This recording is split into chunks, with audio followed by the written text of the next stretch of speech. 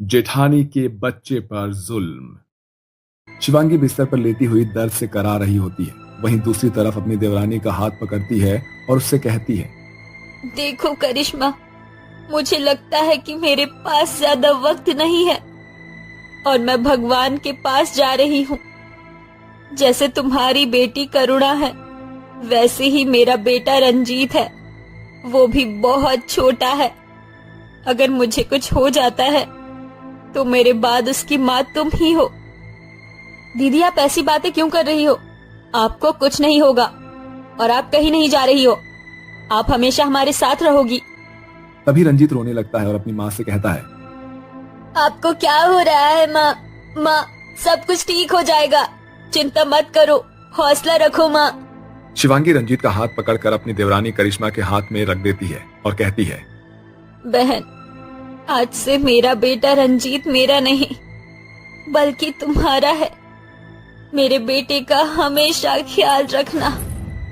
अरे बहू, चिंता मत कर, हम रंजीत का ख्याल अच्छे से रखेंगे, लेकिन तुझे कुछ नहीं होगा। अपनी सास की बातें सुनते ही वो दम तोड़ देती है और भगवान को प्यारी हो जाती है। जिसके बाद करिश्मा अपने पति चिराग के साथ मिलकर बेचारी शिवांगी का अंतिम संस्कार कर देती है। अंतिम संस्कार के अगले दिन ही रंजीत अपनी चाची करिश्मा के पास आता है और कहता है, चाची जी, मुझे बहुत जोरों से भूख लगी है, कुछ खाने को दे दो। हाँ हाँ, यहाँ तो खाने की खदान लगी है ना, जो तुम्हें खाने के लिए दे दो। काम तो कुछ करता है नहीं, दिन भर यहाँ से वहाँ घूमता रहता है। जल्दी से घर की साफ सफाई कर, इसके बाद खाने को मिलेगा। अपनी माँ का ऐसा बर्ताव देखकर करुणा उनसे पूछते हैं, माँ, ताई जी को गुजरे हुए केवल एक ही दिन हुआ है और आप रंजीत के साथ ऐसा व्यवहार क्यों कर रही हो? देखो तो सही, तुझे बड़ा तरस आ रहा है इसके ऊपर। देख, मेरी बात कान खोलकर सुन ले। अगर तूने इसका साथ दिया तो मुझसे बुरा कोई नहीं होगा। जा, और अब जाकर अपनी पढ़ाई कर ले। करिश्मा के इतना कहते ही बेचारी करुणा रोते हुए अपने कमरे में चली जाती है और अपनी पढ़ाई करने लगती है। तभी दूसरी तरफ बेचारा रंजीत घर के सारे काम करता है, जिसके चलते वो बहुत ज्यादा थक जाता है और भूख की वजह से उसके पेट में दर्द होने लगता है।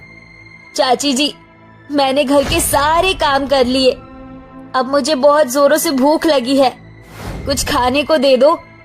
रंजीत के कहने के बाद भी करिश्मा उसे एक प्याज के साथ 2 सूखी रोटी पकड़ा देती है, जिसे देखकर रंजीत कहता है, चाची जी, ये सूखी रोटी मैं कैसे खाऊंगा? क्या मुझे एक गिलास दूध मिल सकता है इन रोटियों को खाने के लिए? इतना कहते ही करिश्मा उसके कान पकड़कर मोड़ने लगती है। क्या कहा? दूध चाहिए तुझे? अरे भगवान का शुक्र मना कि तुझे ये 2 रोटी इस घर में मिल रही है, नहीं तो तू इस 2 रोटी के लायक भी नहीं है। जाओ और जाकर चुपचाप खा ले।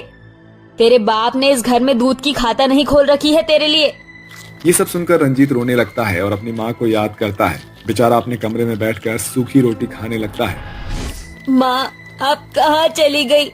माँ, मुझे आपकी बहुत याद आ रही है, वापस लौट आओ माँ, वापस लौट आओ। ऐसे ही दिन प्रतिदिन करिश्मा बेचारे रंजीत के ऊपर बहुत ज्यादा अत्याचार करने लगती है। वो राशन, घर का पानी, घर के सारे काम और नदी पर से पानी भी बेचारे रंजीत से ही मंगवाती थी। एक तरफ तो वो अपनी बेटी करुणा से बहुत प्यार करती थी, दूसरी तरफ रंजीत के साथ बहुत दुर्व्यवहार करती थी। एक दिन रंजीत नदी से पानी ला रहा होता है, लेकिन रास्ते में ही सारा पानी गिर जाता है। अरे ये क्या, सारा पानी तो गिर गया, अब चाची भी मुझे नहीं छोड़ेंगी। रंजीत जब खाली बर्तन लेकर घर पहुंचता है तो उसकी चाची उससे पूछती है, अरे ये क्या, सारे बर्तन खाली क्यों हैं? पानी नहीं लाया क्या तू?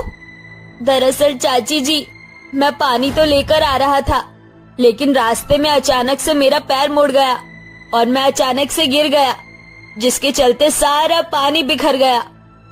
नमक हराम, मैं सब जानती हूँ तू कितना हरामखोर है और कमजोरी तो तेरे खून में बहती है।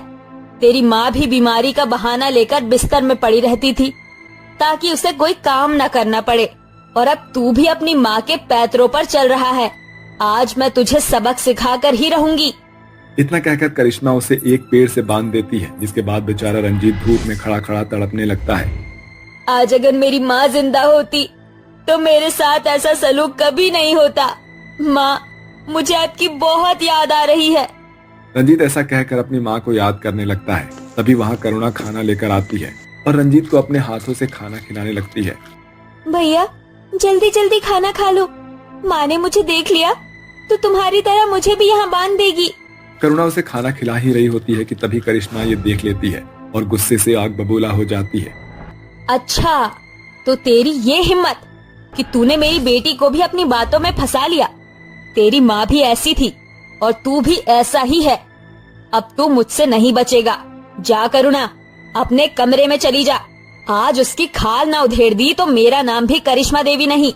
करिश्मा ऐसा कहकर पास में पड़ी हुई एक छड़ी उठाती है और उस छड़ी से बेचारे रंजीत को मारना शुरू कर देती है। रंजीत पिटाई खाने की वजह से जोर जोर से चिल्लाने लगता है। मत मारो मुझे, बहुत जोरों से दर्द हो रहा है चाची जी, मुझे छोड़ दो। आखिर मैंने ऐसा क्या कर दिया जो आप मुझे इस तरह मार रही हो? मत मारो चाची जी, मुझे मत मारो। अरे बहू छोड़ दे, बेचारे पर कितने अत्याचार करेगी। आप बीच में मत बोलो माँ जी, इसको इसकी गलती की सजा जरूर मिलेगी। रंजीत के आंसू बेरहम करिश्मा के ऊपर जरा भी असर नहीं करते, जिसके चलते रंजीत पिट पिट कर वहीं बेहोश हो जाता है। तभी वहाँ शिवांगी की आत्मा प्रकट होती है और अपने बेटे की यह हालत देखकर हैरान रह जाती है। ये क्या, मेरे मरने के बाद इस औरत ने मेरे बेटे के ऊपर इतना बुरा सलूक किया। अब मैं इसे नहीं छोड़ूंगी, मैं इसे इसका सबक जरूर सिखाऊंगी। शिवांगी की आत्मा किसी को भी दिखाई नहीं देती। शिवांगी करिश्मा के हाथ से छड़ी छीन लेती है और उसी छड़ी से करिश्मा को मारना शुरू कर देती है। अरे ये क्या, ये छड़ी आसमान में कैसे उड़ रही है? अरे मुझे बहुत जोरों से दर्द हो रहा है। कौन है जो मुझे मार रहा है? रुक जाओ, कौन मुझे मार रहा है? खूब पिटाई करने के बाद शिवांगी की आत्मा करिश्मा के सामने प्रकट होती है। सफेद साड़ी में अपनी जेठानी को देखकर करिश्मा दंग रह जाती है। अरे जेठानी जी, तुम यहाँ? तुम तो मर चुकी थी। हाँ करिश्मा, तुमने सही कहा, मैं मर चुकी थी, लेकिन मरने के बाद मेरी आत्मा को शांति नहीं मिली और मैं अपने बेटे को देखने के लिए यहाँ चली आई। लेकिन यहाँ आने के बाद मुझे ये सब देखकर बहुत दुख हुआ। अरे मैंने तुम्हारे लिए क्या नहीं किया, हमेशा तुम्हें खुश रखा, अपनी बहन की तरह माना, फिर तुमने मेरे बेटे के साथ ऐसा क्यों किया? मुझे माफ कर दो, मुझसे बहुत बड़ी गलती हो गई। मैं हमेशा से तुमसे नफरत करती थी क्योंकि तुम बहुत सुंदर और संस्कारी थी। घर में सभी तुम्हारी बहुत तारीफ करते थे। इस बात से मुझे बहुत जलन होती थी, जिसका गुस्सा मैंने तुम्हारे बेटे के ऊपर निकाल दिया। तभी वहाँ पर कौशल्या आ जाती है। करिश्मा जरा इस लड़के की हालत देख, तूने इसके साथ क्या किया है? इतने अत्याचार तो कोई अपने दुश्मन पर भी नहीं करता जितने तूने फूल जैसे बच्चे के ऊपर किए हैं। हाँ जी, आपने बिल्कुल सही कहा। आज मुझे अपनी गलती का एहसास है। आज के बाद मैं रंजीत के साथ ऐसा फिर कभी नहीं करूंगी। उस दिन के बाद से करिश्मा रंजीत के साथ अच्छे से व्यवहार करती है और उसे अपने बेटे की तरह रखती है।